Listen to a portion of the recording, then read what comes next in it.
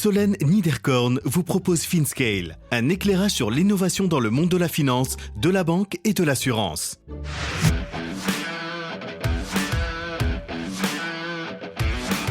S'associer à Ledger pour financer le Web3. Marguerite de Taverneau, Web3 Investor chez Ledger Cathay. Le Web3, je dirais, est une tendance de fond qui est maintenue, c'est-à-dire que ça permet aussi de voir qui étaient les entrepreneurs qui étaient opportunistes et qui s'aventuraient un peu dans le Web3 parce qu'en 2021, il fallait avoir le mot Web3 sur son pitch deck pour être assuré d'avoir une bonne valorisation et d'attirer les bons investisseurs. Aujourd'hui, mieux vaut ne pas avoir le terme Web3 sur son deck. Et exactement, plutôt AI ou ChatGPT. Et donc, ceux qui décident de continuer dans le Web3, c'est vraiment les entrepreneurs qu'on veut voir, c'est les vrais builders, c'est ceux qui ont une vision long terme, c'est ceux qui adhèrent complètement à la philosophie Web3, qui est ce en quoi nous on croit également.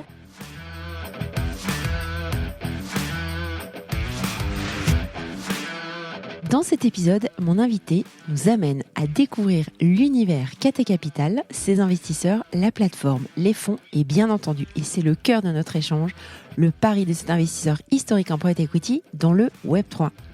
Avant de détailler la collaboration avec le roi du hardware wallet, Marguerite revient sur le déploiement de fonds géants levés ces 3 dernières années, sur les projets les plus en vogue, les tendances de fonds, ainsi que sur les défis auxquels les entreprises du Web3 sont actuellement confrontées. Ce que je souhaitais couvrir avec Marguerite, c'était aussi la nature des collaborations de Cathay avec des entreprises comme Ledger. Nous décortiquons spécifiquement ce partenariat, sur ce qu'il apporte aux sociétés dans lesquels le fonds investit, sur ce qu'il favorise également au sein de l'écosystème Cathay Capital, ainsi que les premiers investissements comme Flowdesk. Nous terminons cet entretien sur une discussion plus globale sur le positionnement de Ledger Cathay avec d'autres acteurs de l'écosystème crypto, aussi bien les fonds que les incubateurs et autres fellowships. Bonne écoute à tous.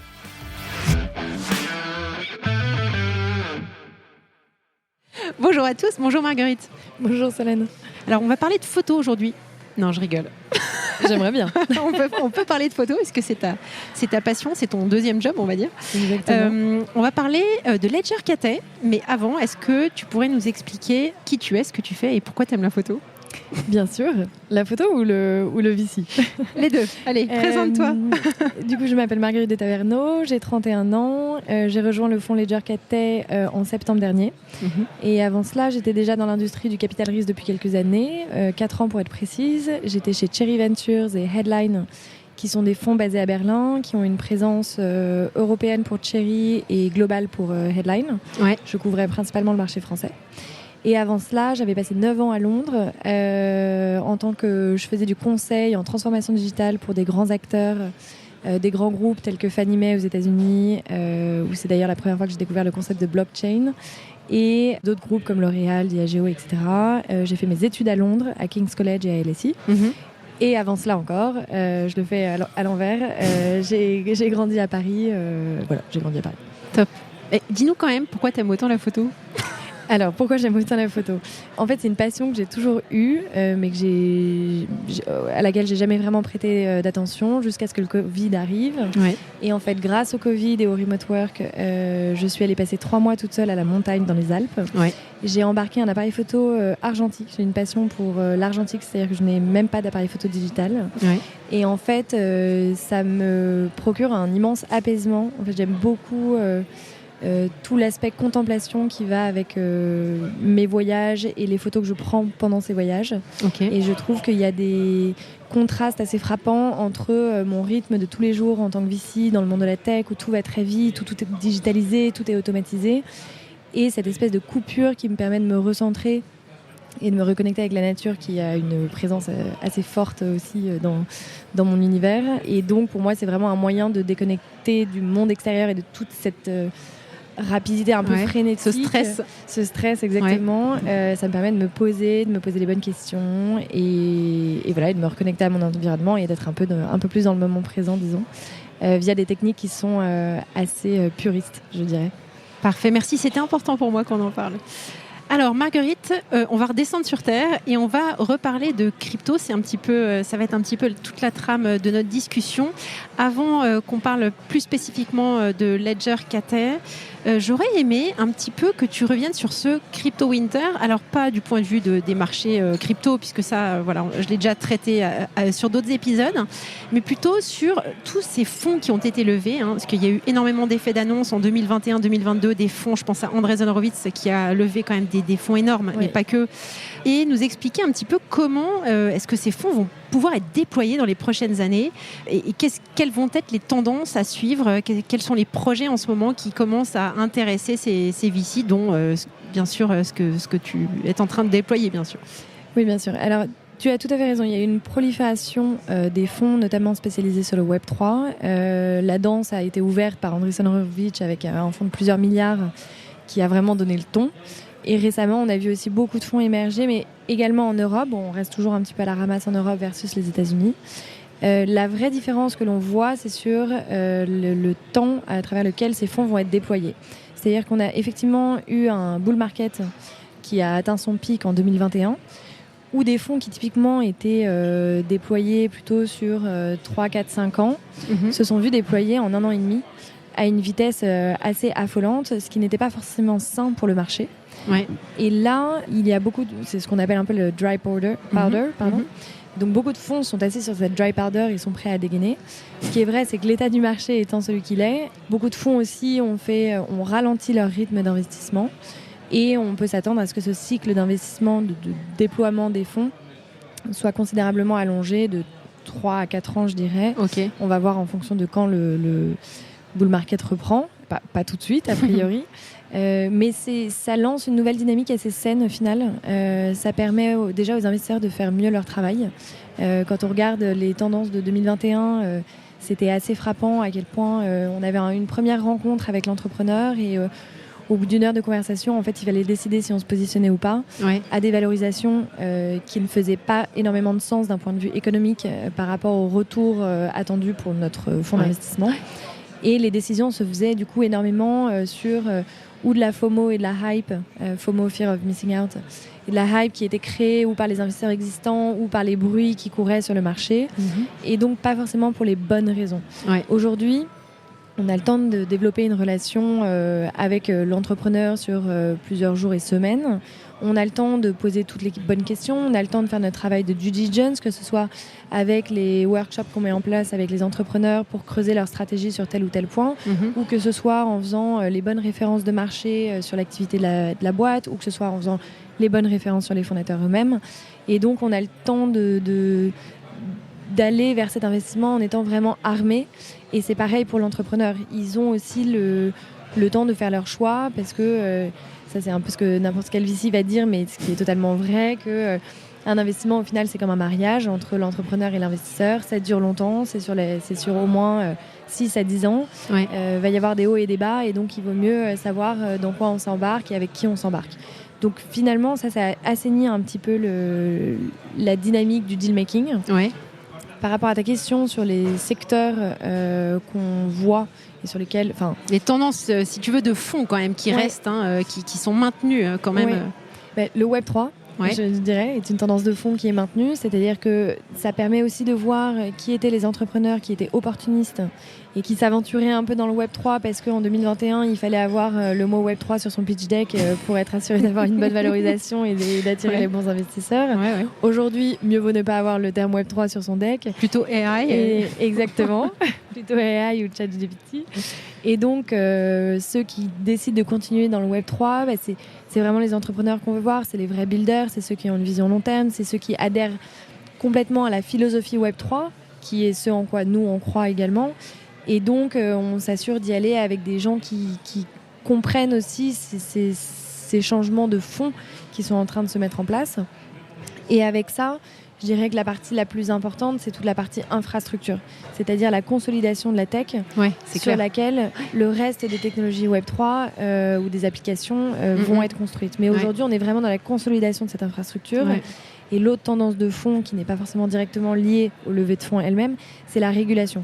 C'est-à-dire qu'on est en train de voir aussi une consolidation, pas une consolidation, parce que c'est vraiment un stade de maturité très jeune, une mise en place, disons, d'une régulation qui est plus adaptée au monde d'aujourd'hui et aux technologies du Web3, sachant que, en fait, jusqu'à maintenant, et encore aujourd'hui, on évolue dans une zone grise où en fonction des boîtes qui émergent dans ce secteur-là, ça donne le là à la régulation qui vient, mais dans un deuxième temps. Là où normalement, c'est d'abord la régulation qui se met en place et ensuite les business qui se développent en étant en ligne avec la régulation, avec le regulatory framework. Et donc aujourd'hui, c'est vrai qu'il y a un décalage qui est assez risqué, autant pour les entrepreneurs que pour les investisseurs, parce qu'il y a le risque que la régulation vienne vous courir après, pas dès le premier jour, mais en fait dans quelques années. C'est ce qui s'est passé avec la SEC aux États-Unis et Yuga Labs. Et on voit beaucoup de cas où en fait ces boîtes pensaient être en zone verte et en fait c'était totalement une zone grise sur laquelle elles ont plus ou moins joué. Et de toute façon, c'est comme ça que l'innovation se passe également. Mais aujourd'hui, avec différents événements qui ont eu lieu, pour ne pas nommer FTX, etc., on voit la régulation qui comprend en fait les enjeux primordiaux, qui comprend aussi que ces technologies arrivent et se mettent en place, et qui comprend du coup le besoin d'avoir un cadre dans lequel ces technologies peuvent se mettre en place et évoluer. Et dans les bear markets, c'est souvent les bons moments aussi pour mettre cela en place, parce que les entrepreneurs comprennent aussi l'importance de ces enjeux-là et ils dédient plus de temps pour avoir en fait cette relation avec les régulateurs et essayer qu'il y ait ce dialogue en place pour que le cadre mis en place soit le plus efficace et approprié possible. Mais en dehors même du Web3, je dirais au travers de toutes ces boîtes qui ont levé pas mal ces dernières années, tu sens que c'est vraiment le moment où tout le monde se met un peu au carré. Exactement.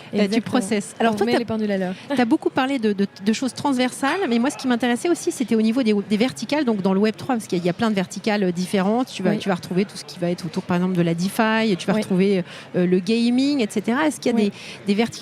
On a beaucoup eu gaming NFT ces dernières années. Est-ce que ça continue? Est-ce qu'il y a de la création finalement d'autres verticales, peut-être vers les médias, la health tech aussi? Alors déjà, de manière générale, avec le Web3, on va avoir une approche transversale dans le sens où le Web3, on considère que le Web3 n'est pas une industrie en elle-même, mais le Web3 est amené à impacter toutes les industries. La grande question pour nous, c'est quelle industrie serait impactée le plus rapidement possible. Enfin, pas le plus rapidement possible, pardon, le plus rapidement tout court. Et où en est-on en fait dans les stades d'adoption pour chaque industrie et dans quelle industrie la technologie est-elle suffisamment mature pour rendre cette industrie plus efficace grâce à la blockchain et ces technologies. Ce qu'on voit beaucoup, c'est, comme je te l'ai dit, l'infrastructure. Ça, c'est vraiment consolidation de la tech, qui est un peu la fondation principale sur laquelle d'autres use cases vont être construits. Donc ça, c'est un sous-secteur qu'on regarde beaucoup.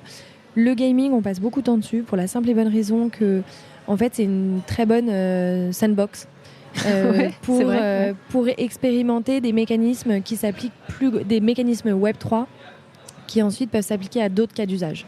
Et donc, on va avoir beaucoup de boîtes très très intéressantes qui vont se développer d'abord sur le gaming et interagir uniquement avec des acteurs du gaming, tester leur software dans ce monde-là, mais ensuite aller beaucoup plus loin et voir que ce software peut tout à fait s'appliquer à l'industrie financière.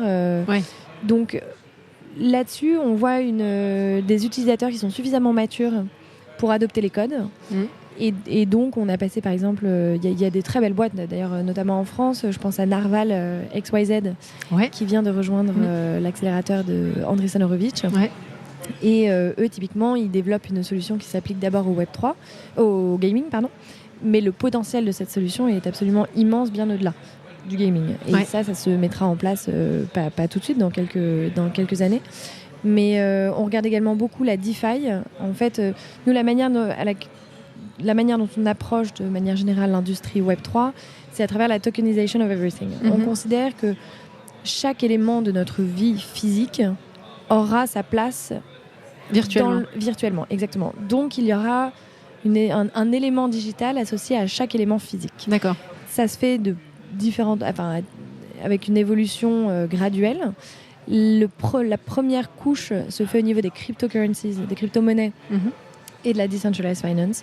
Donc tu l'as nommé, mais la DeFi est également, je suis désolée, un secteur sur lequel on passe beaucoup de temps. Pareil, parce qu'on remarque qu'il y a beaucoup d'utilisateurs qui sont déjà ce qu'on appelle des hardcore users et donc qui peuvent adopter des nouveaux produits très rapidement et donc tester ces produits. Et donc en fait, la communauté est très active. Et il y a des outils assez basiques qui ne sont pas encore disponibles pour ces utilisateurs.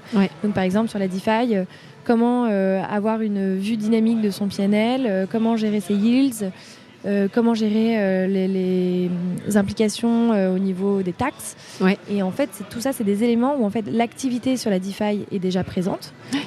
Et il n'y a pas tous ces éléments pour les supporter. Donc nous, on regarde beaucoup aussi ce secteur-là. Ensuite, il y a une deuxième couche qui se fait plutôt au niveau des assets financiers. Donc là, ça va être par exemple la tokenisation au niveau de l'immobilier. Ouais. Donc on a vu certaines tendances dans le Web 2 et dans la tech de manière générale sur l'immobilier. Par exemple, la fractionnalisation d'un appartement. Ouais. Et on voit en fait que ces tendances-là s'accélèrent avec les éléments Web 3 puisque la blockchain permet de rendre tous ces processus Carrément, ouais. beaucoup plus accessibles, beaucoup plus efficaces, beaucoup plus transparents et moins chers. Donc plus accessible. Ouais. J'avais fait un épisode sur titrisation et tokenisation Ah bah voilà. pour justement mettre en valeur ce use case typiquement. Et ben on a passé beaucoup de temps là-dessus parce que là typiquement en fait il y a des grosses questions au niveau de la régulation parce que la régulation varie beaucoup d'un marché à un autre. Mais en fait ça fait énormément de sens et ça permet de donner accès à ces outils financiers à des personnes qui autrement n'y auraient pas accès, notamment grâce à la fractionnalisation et la tokenisation de ces biens, puisque maintenant vous pouvez investir dans l'immobilier avec $50 ou 50 €, ce qui est évidemment inenvisageable dans les techniques traditionnelles des assets financiers. Et enfin, la troisième et dernière couche, c'est la tokenisation de absolument tout élément du monde physique. Ouais. Et ça vient vraiment dans un troisième temps. Et c'est tout ce qui est les token gated community, c'est comment est-ce que on traque tout ce que vous faites en ligne. Et donc c'est avoir une tokenisation de choses qui aujourd'hui ne sont pas matérialisées du tout, même dans le monde physique. Ouais. Voilà. Et tous les sujets entre connexion monde, je dirais réel, monde tokenisé, type plateforme fiat crypto, ou alors un autre use case auquel je pensais, c'est tout ce qui est identification. Parce que Oui, justement, bien sûr. oui, et donc ça c'est aussi des sujets donc un peu satellites, je dirais. Mais qui sont à Extrêmement mi-chemin important. entre qui font le bridge entre Tout à cette fait. économie du Web 3 et celle du Web 2. Tout à fait. En fait, tu les nommes mieux que moi, mais tout ce qui est autour de identity verification, c'est quelque chose sur lequel on passe beaucoup de temps. Tout ce qui est sécurité, KYC, zero knowledge, ça c'est un peu des buzzwords que tout, a priori, la plupart des fonds Web 3 vont mentionner. Mais en fait, c'est très important dans le cycle d'adoption d'un utilisateur Web 2 qui passerait sur le Web 3. Et en fait, ça, c'est automatique. En fait, il faut sécuriser toutes les transactions qui vont avoir lieu par rapport à ce wallet ou à cet individu. Il faut garantir son identité. Est-ce qu'on peut aussi travailler pour rendre tout ce process-là plus facile et un peu moins redondant, ne pas faire en sorte que cette personne n'ait pas à chaque fois à se réidentifier à son wallet? Est-ce qu'il n'y a pas des différents moyens, et il en existe justement qui sont en train d'émerger, de centraliser en fait les KYC liés à cette personne une seule fois et son identification, et de ne pas lui demander à chaque fois de se réidentifier, mais de la laisser ensuite évoluer dans cette sphère-là de manière beaucoup plus avec moins de friction, disons. Et donc on regarde énormément toutes ces technologies-là, autant d'un point de vue sécurité que d'un point de vue facilité d'utilisation pour l'utilisateur. Merci beaucoup. Écoute, c'était hyper clair, hyper intéressant. Alors maintenant, si on parle de Ledger et Cathay, j'aurais aimé, donc avant de parler de Ledger Cathay, j'aurais aimé que tu nous dresses un portrait robot en 2 minutes de Cathay Capital, un petit peu l'histoire, l'équipe, parce que vous avez une présence mondiale, un petit peu nous décrire, nous faire le portrait. Comment tu décrirais l'écosystème Cathay Capital et le type d'entreprise que vous soutenez au niveau, on va dire, macro? Bien sûr. Alors, Cathay Capital, déjà pour refaire un petit peu l'histoire, Cathay a été créé par Ming Pokai, qui est un entrepreneur chinois, qui est arrivé en France à 18 ans, qui a d'abord fait un business dans les pierres tombales. Excellent. Je découvre. Depuis Orléans. Dingue. Et qui a été un très beau business. Et en fait, c'est à la suite de cela que Ming Po a créé Cathay Capital, qui était d'abord une activité de private equity. Ensuite, Cathay s'est lancé dans le venture en 2016. Et en fait, l'idée initiale de Cathay était d'aider les entrepreneurs français à s'attaquer au marché chinois et d'aider les entrepreneurs chinois à s'attaquer au marché français. Et en fait, très vite, Cathay a eu des ambitions beaucoup plus globales. Et aujourd'hui, on a des bureaux aux États-Unis, à New York et à San Francisco. On a des bureaux en Europe, en France et en Allemagne. On a des bureaux en Asie à Singapour et on a des bureaux en Chine dans trois locations différentes. D'accord. Donc PI, Venture et Web3. Exactement. Et en fait, avec ce fonds-là, on a 5 milliards sous management. Enfin, avec tous ces fonds, pardon, nous avons 5 milliards sous management. On a 20 fonds différents à travers le private equity et le VC. On a une énorme plateforme de corporate, notamment. C'est-à-dire qu'on a beaucoup d'investisseurs dans nos fonds qui sont des grands groupes. D'accord. Et du coup, avec lesquels on peut faciliter énormément de relations commerciales entre nos startups et ces grands groupes, que ce soit d'un point de vue purement commercial, c'est-à-dire développer des partenariats entre ces deux acteurs, ou que ce soit d'un point de vue investissement et du coup proposer des investissements, d'investir aux côtés de ces grands groupes dans des boîtes de nos participations. Sur Cathay Innovation précisément, donc Cathay Innovation, c'est la partie Ventures de Cathay. On a 3 fonds. On a un premier fonds qui s'appelle Inno 1, qui faisait 280 millions. On avait un deuxième fonds qui faisait 650 millions. Et de dollars, tout à fait, pardon. Et on a lancé notre 3e fonds l'été dernier qui fait 1 milliard. D'accord, ah ouais, c'est quand même des grosses levées. Hein. C'est des grosses levées et c'est une plateforme complètement globale, ce qui est pas souvent le cas de fonds comme nous qui ont différents bureaux. Nous, on travaille comme une seule équipe, c'est-à-dire que toutes les semaines, on a un comité d'investissement avec nos équipes en Chine, avec nos équipes aux US et avec nos équipes en Europe. Et donc, il y a un flot d'informations, que ce soit sur nos boîtes du portfolio, donc nos participations, que ce soit sur le deal flow ou que ce soit sur les tendances de marché, qui est énorme. Et c'est vraiment ce qui fait la valeur de Cathay, parce que ça enrichit énormément notre écosystème. Et du coup, on peut aider les entrepreneurs à s'attaquer à des marchés en ayant une connaissance de ces marchés qui ne date pas de quelques mois, mais qui est vraiment engrainée et dans la culture locale. Oui, et puis c'est ça. C'est-à-dire que t'as vraiment un retour terrain local. Exactement. Ouais. Et après, on a différents fonds qui sont également des fonds qu'on a développés en partenariat avec d'autres acteurs. Donc de la même manière que le fonds Ledger Cathay, dont on va parler plus en détail dans quelques minutes, a été développé entre Ledger et Cathay Innovation. Ouais. On a par exemple C-Entrepreneur, qui est un fonds spécialisé sur l'InsurTech et la FinTech, que nous avons lancé avec BNP Paribas Cardiff. Ah, je savais pas ça. Exactement. Excellent. Et on a ce modèle sur différentes déployé industries. En Europe ou en France? En Europe. Ouais. Et on a ce modèle que ce soit par géographie, par exemple sur l'Amérique latine ou sur l'Afrique, ou que ce soit sur des secteurs en particulier, l'énergie, la santé, l'InsurTech, FinTech. Génial. C'est un modèle qu'on connaît et que l'on trouve très malin pour plein de raisons différentes, stratégiques et économiquement parlant. Top. Eh bien, écoute, merci beaucoup. Alors, en effet, on va parler de Ledger Cathay au sein de Cathay Capital. Alors, comment tu pourrais nous décrire cette énergumène parce que je pense qu'il y a pas mal de gens qui se trompent dans la définition. Enfin, moi-même, quand j'ai préparé l'épisode, j'étais un petit peu à côté de la plaque. Donc, je pense, pour resituer, c'est quoi Ledger Cathay ? En quelques phrases. Non, mais ça prête à confusion. Beaucoup de choses prêtent à confusion. En fait, nous ne sommes pas un fonds, nous ne sommes pas un corporate VC fund, ce qui veut dire que nous ne sommes pas un fonds stratégique de Ledger. Ça veut dire que ce que j'entends par là, c'est que nous n'investissons pas de la balance sheet de Ledger. Ouais. Nous opérons comme un fonds de venture capital traditionnel. Indépendant. Indépendant, exactement. Ouais. Qui a ses propres investisseurs que nous appelons les LP. Et c'est-à-dire que les investisseurs de notre fonds ne sont pas juste Ledger et Cathay. Ledger et Cathay ont investi dans le fonds, indépendamment. Ouais. Mais nous avons la BPI, nous avons des grands groupes, nous avons des family office, et nous opérons de manière totalement indépendante. Et ensuite, les entrepreneurs et les startups avec lesquels nous parlons et dans lesquels nous investissons, s'il y a un angle stratégique à explorer avec Ledger, évidemment que nous allons faciliter la conversation. Évidemment que nous allons mettre en place ces partenariats qui seront bénéfiques pour les deux parties, mais ce n'est pas du tout un prérequis pour nous. On peut totalement investir dans une boîte qui n'a pas d'angle spécifique à explorer aux côtés de Ledger, mais dans laquelle nous croyons énormément et pour laquelle on considère qu'il y a un gros potentiel. Est-ce qu'il y a également un partenariat opérationnel pour le côté custody Non, ça ne fait pas partie de la proposition du fonds. Après, évidemment, Ledger étant Ledger, nous avons une très forte expertise sur tout ce qui est custody, security, c'est tout ce qui est lié au wallet. Nous, on connaît ça très bien. Et ça, on l'utilise pour analyser les opportunités d'investissement.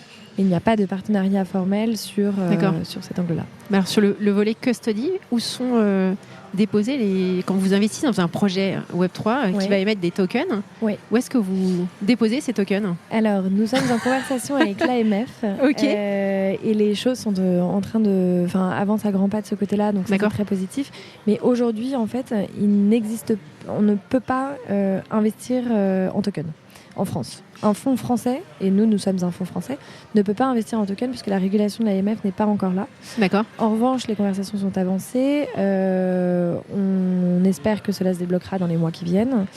Et dans ces cas-là, nous sommes déjà en conversation avec des dépositaires pour mettre cela en place. On aspire avec le fonds à faire environ 20% d'investissement en token et 80% d'investissement en equity. D'accord.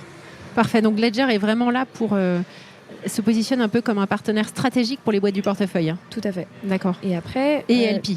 LP, bien sûr. Et LP. Ouais. Et en fait, la manière dont ça fonctionne, d'un point de vue purement régulation, c'est Cathay qui opère le fonds.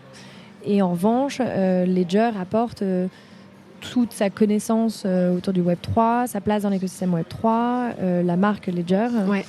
Et voilà. D'accord.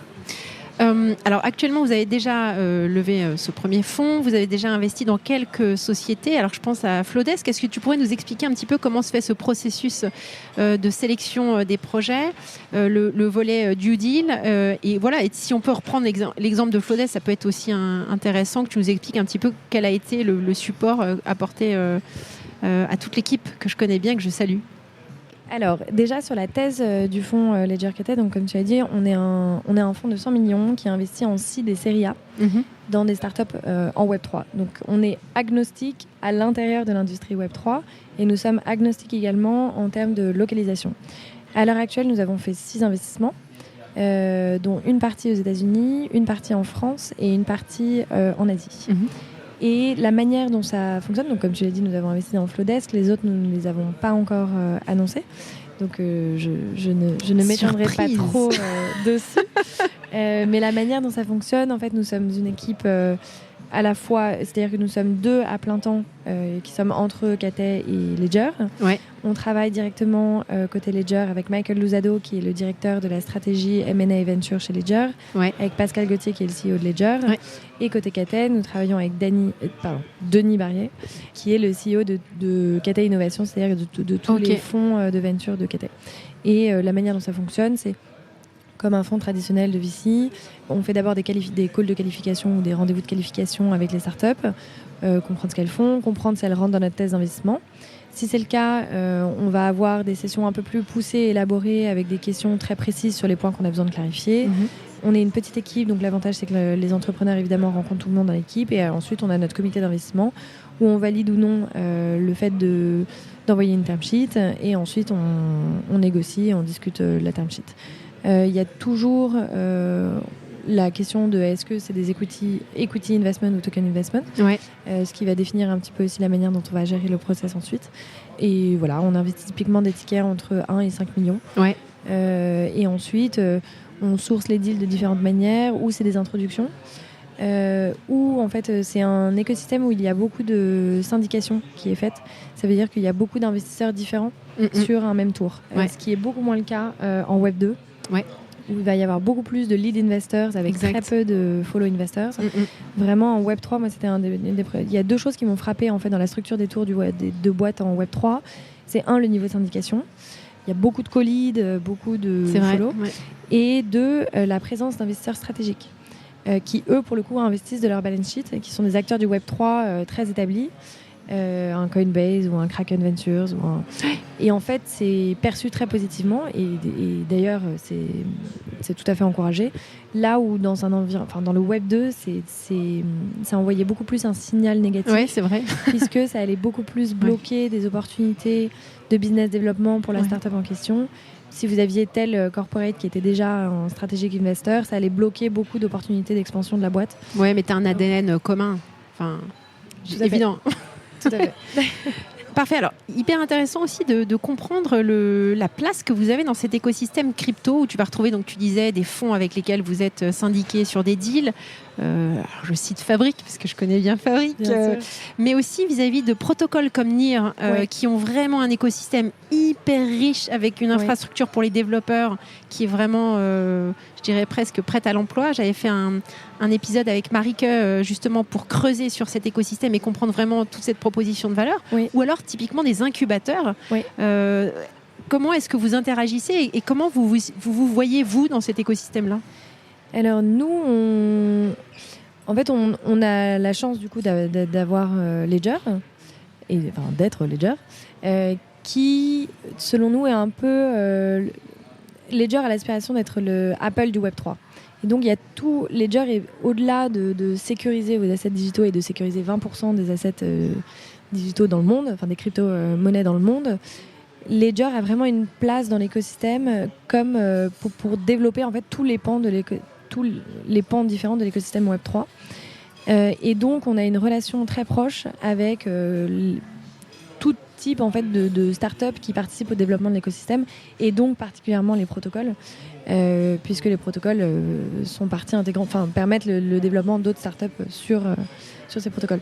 On est en contact avec... Tous ceux que j'ai cités. Non, mais en fait, on essaye, on est évidemment une petite équipe encore, mais dans un monde idéal, effectivement, on a des relations avec tous ces différents acteurs, puisqu'il y a de très belles boîtes qui émergent de toutes ces différentes initiatives. Celle qui est la plus développée, disons, à l'heure actuelle, c'est les relations qu'on a avec les autres investisseurs dans le Web3. Typiquement, comme tu viens de les citer, des Fabric, où là, on peut s'indiquer très facilement et on a les mêmes approches, on a des stratégies similaires, ou alors si on a des stratégies qui ne sont pas similaires, on voit comment on peut se complémenter l'un l'autre.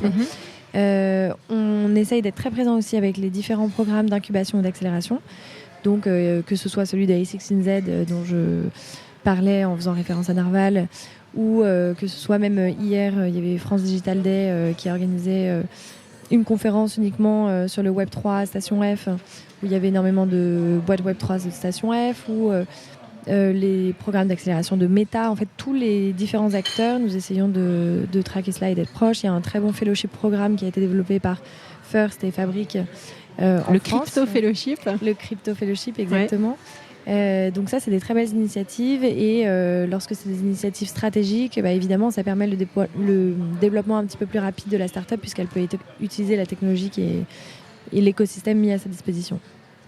Voilà. Marguerite, j'ai une petite question parce que je reviens un petit peu en arrière sur ce que tu disais au départ quand tu as déroulé l'écosystème Cathay, avec justement ce lien assez fort entre les fonds et les corpos. Est-ce que dans cette même logique, vous avez des interactions avec ces sociétés, on va dire, amies de l'écosystème ou dans lesquelles Cathay a investi ? Oui, bien sûr. Tu veux dire plutôt les grands groupes qui ont investi chez Cathay. Oui, en fait, ça c'est on va interagir avec ces grands groupes de différentes manières. Il y a en général un premier besoin qui est notamment particulièrement fort sur tout ce qui est crypto Web3, qui est l'éducation autour de ces sujets-là. Et donc, en investissant chez Ledger Cathay, ces groupes ou ces family office ou ces individus, ces NoLPs, ont un œil sur ce qui est en train de se passer dans l'écosystème, comment il évolue, qu'est-ce qui se consolide, qu'est-ce qui est encore fragile. Et en fait, c'est une compréhension et une éducation de ce marché-là qui est quand même encore très jeune, qui est émergent, où beaucoup de personnes le découvrent encore et où en fait personne n'est vraiment expert sur ce secteur-là. Et donc, ça leur permet d'avoir un download assez régulier de ce qui se passe là-dessus. Donc ça, c'est la première brique qui est vraiment éducationnelle. Et d'ailleurs, ça rejoint un peu, moi, quand je faisais du conseil en transformation digitale à l'époque, on avait travaillé pour Fannie Mae. Il y avait toute une phase qui était montrer comment en fait, les technologies de la fintech et de la blockchain impactent le business de Fannie Mae, ou alors peut permettre à Fannie Mae d'opérer de manière plus efficace et d'être meilleur dans ce qu'ils font. Et donc ça, c'est quelque chose qu'on retrouve dans tous les grands groupes avec qui on travaille. C'est comment en fait, et ça en vient du coup à mon deuxième pan, comment est-ce que ces technologies peuvent servir le cœur de l'activité de ces grands groupes. Il y a un autre pan encore qui est le troisième pan qui est en fait quel type de partenariats peuvent être mis en place entre les startups que nous on voit et ces grands groupes, donc que ce soit ou d'un point de vue commercial, mettre en place des partenariats stratégiques, que ce soit des pilotes ou des vrais partenariats commerciaux à grande échelle, ou est-ce qu'il y a un investissement qui ferait du sens pour ces grands groupes. Et donc très souvent, on va proposer à nos LPs de co-investir avec nous là où il y a un angle qui est pertinent et stratégique. Et vous avez une plateforme pour les informer? Tout à fait. On a une plateforme en interne qu'on a développée depuis maintenant, depuis le début des activités de Cathay, et on a des super ressources en interne aussi qui sont dédiées au développement de ces plateformes. Donc des personnes qui développent uniquement cela, tant d'un point de vue technique, donc le produit de la plateforme Cathay, et après des personnes dédiées à la relation avec nos investisseurs. Super. Alors pour clôturer, j'ai 2 questions qui peuvent être répondues en une. J'aimerais que tu précises quelles sont vos prochaines étapes, et puis que tu donnes peut-être des conseils à des entrepreneurs qui aimeraient lever auprès de fonds comme Ledger Cathay. Qu'est-ce que tu aimerais entendre de leur part? Bien sûr. Nos prochaines étapes, c'est de déployer le fonds. Donc on cherche des belles boîtes dans le Web3. Donc si vous êtes entrepreneur, n'hésitez pas à nous contacter. marguerite@cathay.fr. Ça, c'était la partie pub. Non, et les conseils sur les entrepreneurs, vraiment, il y a plusieurs points. Étant donné le marché actuel, je pense qu'il est important d'avoir une idée de comment est-ce que la boîte va monétiser à terme. On ne cherche pas forcément une monétisation immédiate, puisqu'on investit en seed et série A. Donc en série A, on va plus chercher ce qui est déjà des preuves de validation de la monétisation, mais en seed, pas nécessairement. Mais en revanche, être au clair sur comment est-ce qu'à terme on va monétiser.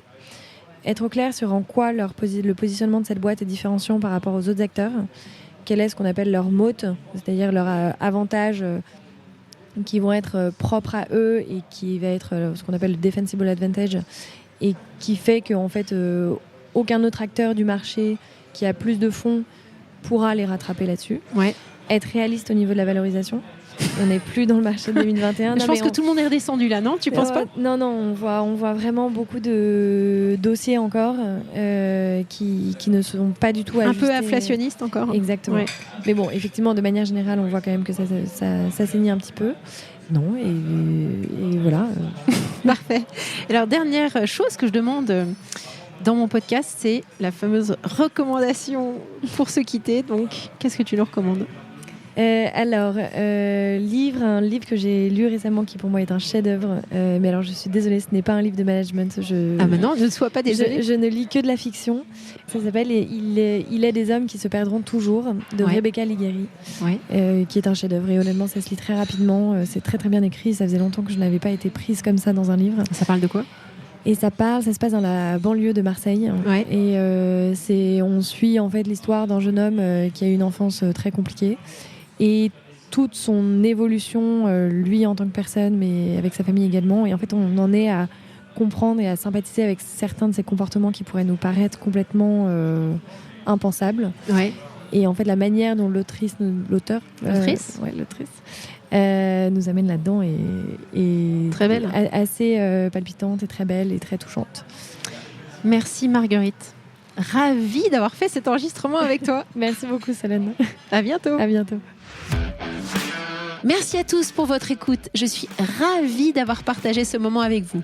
N'hésitez pas à me contacter sur Twitter ou LinkedIn pour me faire part de vos commentaires ou de vos réactions. Et je compte sur vous pour noter cet épisode sur vos plateformes de podcast préférées. À la semaine prochaine.